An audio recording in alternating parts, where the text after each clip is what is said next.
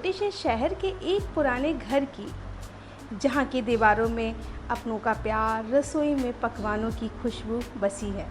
भारतीय त्यौहार केवल कैलेंडर की तारीखें नहीं होते हैं, बल्कि वे परिवार के जुड़ाव और परंपराओं को अगली पीढ़ी को सौंपने का जरिया होते हैं। यहाँ माँ शारदा बेटी सिया के माध्यम से एक भारतीय त्यौहार की तैयारी की यात्रा को दर्शाया जा रहा है कि कैसे हम सब मिलके एक फेस्टिवल की तैयारी करते हैं और कितना आनंद आता है उस चीज़ में। ये कहने में तो बहुत नॉर्मल है चीज़ें, पर रियली अगर देखा जाए तो आज न्यू जनरेशन इसी चीज़ को बहुत मिस करती है। अक्टूबर की वह गुलाबी सुबह थी, हवा में हल्की सी ठंडक घुलने लगी थी। धूप में वह खास चमक थी जो केवल दिवाली के पास नज़र आती है। शारदा जी ने सुबह सुबह तुलसी के पौधे में जल चढ़ाया, आसमान की ओर देखा और मुस्कराई और भगवान को धन्यवाद किया। उन्होंने मन ही मन सोचा, अगले हफ्ते दिवाली है, घर की काया पलट करने का समय आ गया है। सिया जो शहर में अपनी पढ़ाई पूरी करके कुछ दिनों के लिए घर आई थी, अभी सो ही रही थी। शारदा ने उसके कमरे में जाके पर्दा हटाया और प्यार से कहा, उठ जा बिटिया, अब आलस छोड़, त्योहार के काम को उठ और मेरी मदद कर। सिया ने आंखें मलते हुए कहा, माँ अभी तो हफ्ता भर बाकी है, इतना जल्दी ही क्या है। शारदा ने हंसते उत्तर दिया, भारतीय घर में त्यौहार की और त्यौहार से हफ्ता भर पहले नहीं बल्कि महीनों पहले शुरू होती है। चलो आज सफाई अभियान का पहला दिन है। भारतीय घरों में त्यौहार का मतलब है कि हर कोने की सफाई। माँ और बेटी ने मिलकर सबसे पहले स्टोर रूम का रुख किया। वहाँ रखे पुराने बक्से, पीतल के बर्तन और सालों पुराने सामान को बाहर निकाला गया। शारदा ने अपनी पुरानी साड़ियों का संदूक खोला और सिया एक खूबसूरत रेशमी साड़ी देखकर दंग रह गई। सिया, माँ ये साड़ी कितनी सुंदर है, आपने इसे कभी पहना क्यों नहीं? शारदा, ये मेरी शादी की विदाई की साड़ी है बेटा, इसे संभल कर रखना ही मेरी खुशी है। सफाई के दौरान केवल धूल नहीं झड़ रही थी, बल्कि यादों की परतें भी खुलती हैं। माँ ने सिया को बताया कैसे उनके समय में दिवाली पर चूने से घर की पुताई खुद ही की जाती थी। सिया ने महसूस किया, सफाई केवल गंदगी हटाने के लिए नहीं, बल्कि नए उत्साह के लिए जगह बनाने के लिए की जाती है।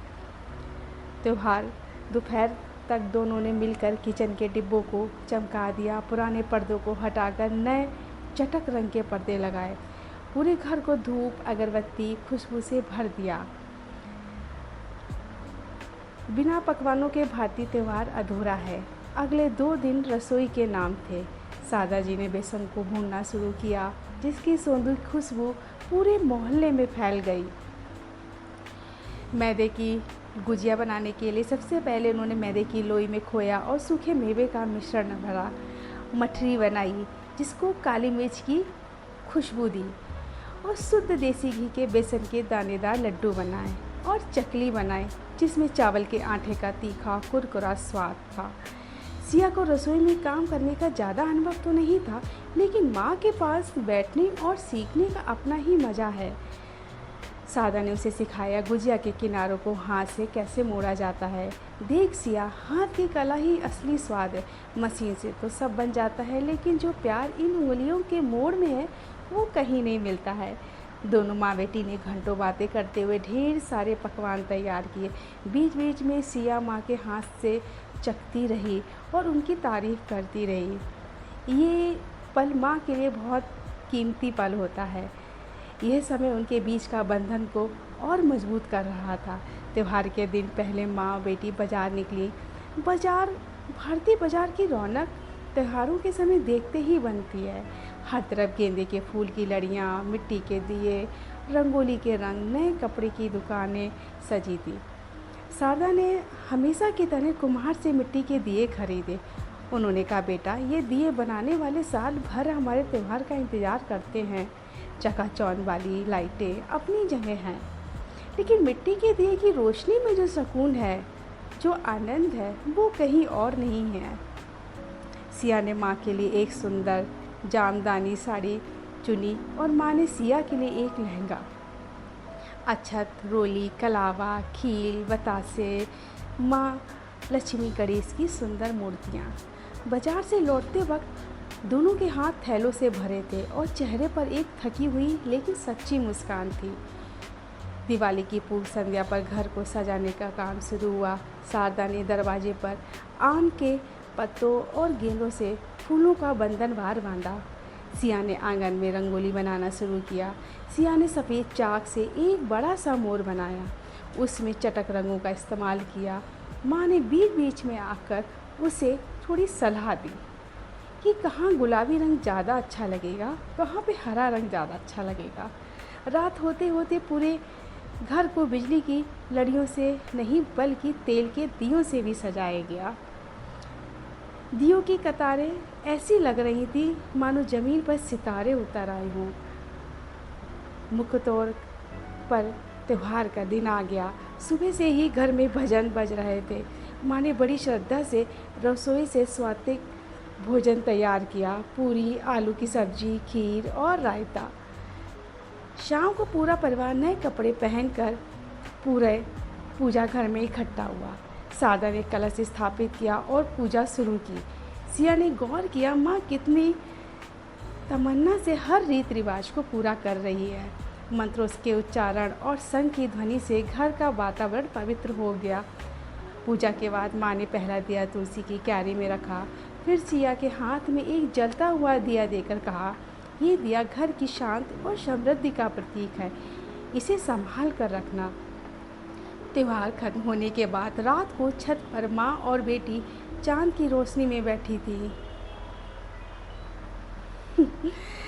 माँ, पहले मुझे लगता था कि ये सब मेहनत का काम है, सफाई, खाना बनाना, बाजार जाना, क्या ये ज़रूरी है? शारदा बेटा, ये केवल काम नहीं है, ये हमारी जड़ें हैं। आज तूने मेरे साथ जो गुजिया बनाई है या रंगोली सजाई है, वो तुझे हमेशा याद रहेंगी। जब तू अपने घर जाएगी तब तू भी यही करेगी। त्यौहार हमें सिखाते हैं कैसे व्यस्त जीवन में समय निकालकर अपनों के साथ हमें खुशियाँ बांटनी चाहिए, कैसे हमें अपने बच्चों को हर चीज़ सिखानी चाहिए। इससे बच्चे अपनी माँ के साथ एंजॉय भी करते हैं, चीज़ों को सीखते भी हैं, पर ये यादें हमेशा बच्चों के संग जुड़ी रहती हैं। भारतीय त्योहारों की असली खूबसूरती मिठाइयों या पटाखों में नहीं है, बल्कि उन छोटे छोटे पलों में है जो एक माँ अपनी बेटी को विरासत के रूप में देती है। भारतीय पूजा संपन्न होने के बाद घर का माहौल पूरी तरह बदल चुका था। बाहर पटाखों को शोर, लेकिन घर के भीतर एक अजीब सा सुकून। शारदा ने थाली में प्रसाद सजाया और पड़ोसियों के घर देने के लिए सिया को तैयार किया। सिया जब पड़ोसी के घर में गुजिया और लड्डू देने गई तो उसने देखा हर घर का दरवाज़ा खुला था, लोग मुस्करा रहे थे और स्वागत कर रहे थे। उसने महसूस किया त्यौहार का असली मकसद दीवारों को नहीं सजाना बल्कि दिलों को जोड़ना है। रात को सोने से पहले शारदा ने घर के सबसे पुराने दिए में फिर से तेल डाला और उन्होंने सिया से कहा, ये अखंड ज्योत है जो बताती है कि उम्मीद की लौ कभी बुझनी नहीं चाहिए। दिवाली के अगले दिन की सुबह बहुत शांत होती है। आंगन में अभी भी रंगोली के निशान, बुझे हुए दिए और कल की रौनक गवाही दे रहे हैं। सिया सुबह जल्दी उठी और इस बार माँ उसे जगाना नहीं पड़ा। उसने रसोई में जाकर माँ के लिए चाय बनाई। जब शारदा रसोई में आई तो अपनी बेटी को काम करते देख उनकी आंखों में गर्व के आंसू आ गए। सिया, माँ, कल की रात ने मुझे सिखाया हमारी परंपराएं बोझ नहीं बल्कि एक धागा है जो हमें हमारे अपनों से जोड़ कर रखती हैं। अब ये हर साल मैं चाहे कहीं भी हूँ, दिवाली पर आपके साथ गुजिया बनाने ज़रूर आऊँगी। सिया के जाते वक्त करीब आ गया। उसे वापस अपनी पढ़ाई के लिए शहर लौटना था। शारदा ने उसे बैग में पकवानों से भरे डिब्बे दिए, लेकिन इस बार सिया केवल मिठाई लेकर नहीं जा रही थी, अपनी माँ की दी हुई सीख, धैर्य, अनुभव और संस्कृति को सहजने का सलीका लेके भी जा रही थी। शारदा ने उसे विदाई करते हुए उसके सिर पर हाथ रखा और कहा, बेटा, जहाँ भी रहना अपने भीतर का ये दिया कभी बुझने मत देना।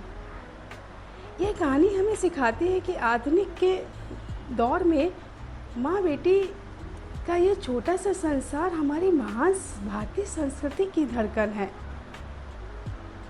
घर केवल ईंट पत्थरों से नहीं बल्कि इन छोटी छोटी तैयारियों और उनमें छिपे निस्वार्थ प्रेम से बनता है। ऐसे ही इंडिया में जो भी त्यौहार होते हैं उनमें हम बच्चों को इन्वॉल्व करें और अपनी संस्कृति को सिखाएं। भारतीय त्यौहार कोई बोझ नहीं है, इनसे हम बहुत छोटी छोटी चीज़ों को सीखते हैं। हमने अपनी माँ से सीखा और आने वाली जनरेशन भी हमसे सीख के उस चीज़ को आगे करेगी। ये दिलों को जोड़ने वाले त्यौहार है। अगर आपके मेरी स्टोरी अच्छी लगी हो तो सेल्टो स्टूडियो को शेयर कीजिएगा। धन्यवाद।